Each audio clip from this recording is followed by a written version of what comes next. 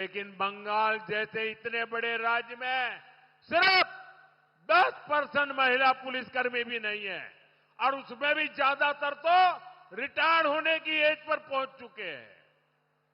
मैं माटी मानुष बड़ी बड़ी बातें कहकर सरकार बनाने वाली ये टीएमसी की ये सच्चाई है। मैं बंगाल की माताओं बहनों को भरोसा देता हूं, मैं बंगाल के लोगों को भरोसा देता हूं।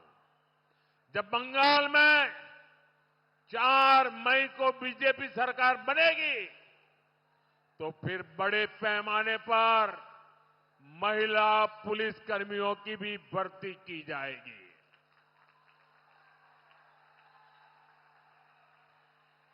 और ये भी मैं आपको गारंटी देता हूं, महिला कल्याण ये हमारी प्राथमिकता में है। बीजेपी की सरकार जिस भी राज्य में है वो बेटियों को सुरक्षा भी देती है और उन्हें कमाई का भरोसा भी देती है। पश्चिम बंगाल भाजपा ने भी बहनों के लिए बहुत शानदार योजना बनाई है। अब यहां बहनों को जितना पैसा मिलता है पश्चिम बंगाल भाजपा डबल देने वाली है, डबल। प्रेगनेंसी के दौरान भी हजारों रुपयों की मदद देने की घोषणा की गई है। इसके अलावा सरकारी नौकरियों में 33% आरक्षण से बंगाल की बेटियों को बहुत फायदा होगा। साथियों, टीएमसी के महाजंगल राज ने सबसे अधिक यहां के युवाओं का, यहां के सरकारी कर्मचारियों का नुकसान किया है। आज भारत की यूनिवर्सिटीज दुनिया की शीर्ष यूनिवर्सिटीज में शामिल हो रही है। दुनिया की हर बड़ी रैंकिंग में हमारी यूनिवर्सिटीज कमाल कर रही है, लेकिन बंगाल में कुछ उल्टा ही हो रहा है, अलग ही हो रहा है। दिनाजपुर यूनिवर्सिटी टीएमसी की दुर्नीति का बहुत बड़ा प्रमाण बन गई है। मैंने अखबार में कहीं पढ़ा था, दिनाजपुर यूनिवर्सिटी के पास अपना कैंपस तक नहीं है, बोर्ड लटका के रखा है। कॉलेज और हॉस्टल के कमरे से यूनिवर्सिटी चलाई जा रही है। बच्चे बीच में ही पढ़ाई छोड़ने को मजबूर है। यहां परमानेंट टीचर भी ना के बराबर है और जो गेस्ट टीचर है उनको भी 400-500 रुपया सिर्फ मिलता है। साथियों, ये सिर्फ एक यूनिवर्सिटी की बात नहीं है, बंगाल की दर्जन भर यूनिवर्सिटीज की यही स्थिति है। टीएमसी की निर्मम सरकार इस तरह युवाओं का भविष्य बर्बाद कर रही है, आपका भविष्य बर्बाद कर रही है, आपके संतानों का भविष्य बर्बाद कर रही है। पढ़ाई की सुविधा है नहीं, कमाई के लिए बाहर जाना पड़ता है और गलती से भर्ती निकलती है तो टीएमसी के मंत्री नौकरी ही लूट लेते हैं। आपने देखा, शिक्षक भर्ती में घोटाला करने वालों के घर से कैसे नोटों के पहाड़ निकले थे, याद है ना? नोटों के पहाड़ निकले थे। अब बहुत हो गया, इनफ इज इनफ। আর নয়, এখন बदल चाहिए, এখন बदल चाहिए। साथियों, हालात बदलने के लिए ही बंगाल बीजेपी ने बंगाल के युवाओं, बंगाल के शिक्षकों, बंगाल के हर सरकारी कर्मचारी को गारंटी दी है। जिन्होंने युवाओं को लूटा है, उनका हिसाब होगा, पक्का हिसाब होगा। 7-7 जन्म तक याद रखे, ऐसा हिसाब होगा। और सरकारी कर्मचारियों को भय से मुक्त किया जाएगा। बीजेपी सरकार पूरी तरह से 7th पे कमीशन लागू करेगी। बंगाल के मेरे सभी सरकारी कर्मचारी भाई बहन, ये मोदी आपको गारंटी देता है। यहां हमारी सरकार बनने के बाद बंगाल के सभी सरकारी कर्मचारियों को 7th पे कमीशन दिया जाएगा। साथियों, बंगाल के युवाओं की मदद के लिए बीजेपी ने पूरा खाका खींचा है। बेरोजगार युवाओं के लिए हर महीने हजारों रुपये की मदद, भर्ती परीक्षाओं की तैयारी करने वालों को मदद और अपना कारोबार करने के लिए भी युवाओं को सरकारी मदद। बीजेपी संकल्प को लेकर आगे बढ़ रही है। साथियों, बंगाल के राजवंशी समाज की, संथाल समाज की, जनजातीय समाज की, पूरे बंगाल और भारत की प्रगति, इस प्रगति में इन समाजों की बहुत बड़ी भूमिका है। चुरका मुर्मू जी, जीतू संथाल जी, ऐसे अनेक नायकों का हम पर बहुत बड़ा कर्ज है। उनके जीवन पर हमारा गर्व है।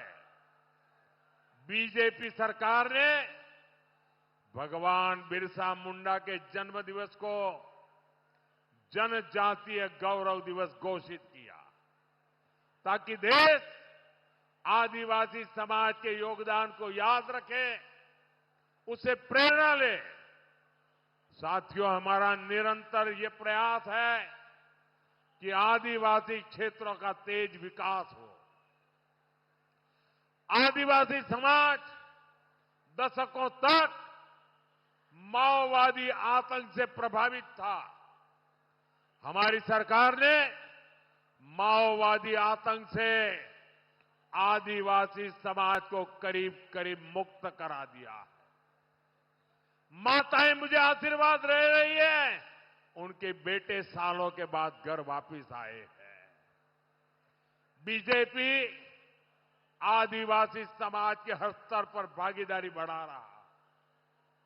हमारे मुख्यमंत्री आदिवासी है, मंत्री आदिवासी है, और बीजेपी ने पहली बार एक आदिवासी बेटी द्रौपदी मुर्मू जी को राष्ट्रपति पद के लिए चुना है।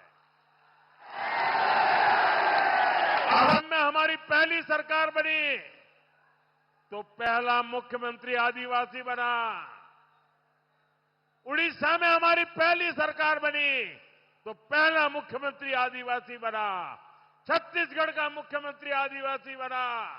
झारखंड में पहली बार सरकार बनी, आदिवासी मुख्यमंत्री बना। ये हमारा ट्रैक रिकॉर्ड है। एक तरफ बीजेपी ट्राइबल समाज का सम्मान करती है, वहीं टीएमसी ट्राइबल समाज के अपमान का कोई मौका नहीं छोड़ती। राष्ट्रपति द्रौपदी मुर्मू जी कुछ समय पहले बंगाल में संथाल समाज के कार्यक्रम में आई थी, लेकिन टीएमसी ने न संविधान की मर्यादा रखी और न ही आदिवासी समाज का मान रखा और न ही देश की माताओं बहनों का सम्मान रखा। और इसलिए माताओं बहनों का अपमान करने वाली, आदिवासी समाज का अपमान करने वाली, संविधान का अपमान करने वाली टीएमसी को सबक सिखाना है। सिखाओगे? टीएमसी को सबक सिखाओगे? साथियों, टीएमसी कभी आदिवासी क्षेत्रों का उन्नयन नहीं कर सकती। मैं आपको पीएम जनमन योजना का उदाहरण देता हूं। देश के हर राज्य में आदिवासियों को इस योजना का लाभ मिल रहा है। केंद्र सरकार इस योजना पर करीब 25,000 करोड़ रुपया खर्च कर रही है। पास में उड़ीसा में ही, जहां बीजेपी की सरकार है, वहां पीएम जनमन योजना के तहत आदिवासियों के 30,000 से अधिक घर बने हैं। त्रिपुरा में भी ट्राइबल समाज के लिए 16,000 से ज्यादा घर बनाए गए। लेकिन यहां टीएमसी की आदिवासी विरोधी सरकार ने पीएम जनमन योजना के तहत जानते हैं कितने घर बनाए? बताओ। 0 पूरी तरह शून्य। एक भी घर नहीं बनाया। पैसे भारत सरकार देती है। आदिवासी समाज से इनकी दुश्मनी क्या है? पक्का घर भी देने को तैयार नहीं है। साथियों, आपके जीवन में पानी की कमी से कोई संकट ना आए, इसलिए मोदी घर घर नल से जल पहुंचाने में जुटा है। बीजेपी शासित राज्यों में इस योजना के तहत भी अच्छा काम हो रहा है। बिहार में 95% यानी करीब करीब हर घर तक नल से जल पहुंच चुका है। त्रिपुरा में 85% घरों तक नल से जल पहुंच चुका है। वजह यही है क्योंकि वहां बीजेपी की डबल इंजन सरकार है। बंगाल के मेरे भाइयों और बहनों, यहां आपके घर में नल लगे, नल से जल आए, इसके लिए भी दिल्ली से पैसा भेजा गया है। लेकिन ये निर्मम सरकार उस पर बैठ गई है। बंगाल में अभी भी गांव की करीब करीब आधी आबादी ऐसी है जहां नल का कनेक्शन नहीं है। आप बीजेपी को लाइए, बीजेपी सरकार यहां घर घर नल भी लगाएगी और जल पहुंचाने के लिए दिन रात एक कर देगी। ये मोदी की गारंटी है। साथियों, मोदी की एक और गारंटी आपको याद रखनी है। मतुआ, नामशूद्र, ऐसे हर शरणार्थी परिवार को, सभी परिवारों को संविधान के तहत पूरा हक मिलेगा। ये मोदी की गारंटी है। और जो घुसपैठिए हैं, घुसपैठियों को पूरे भारत में से बाहर खदेड़ा जाएगा।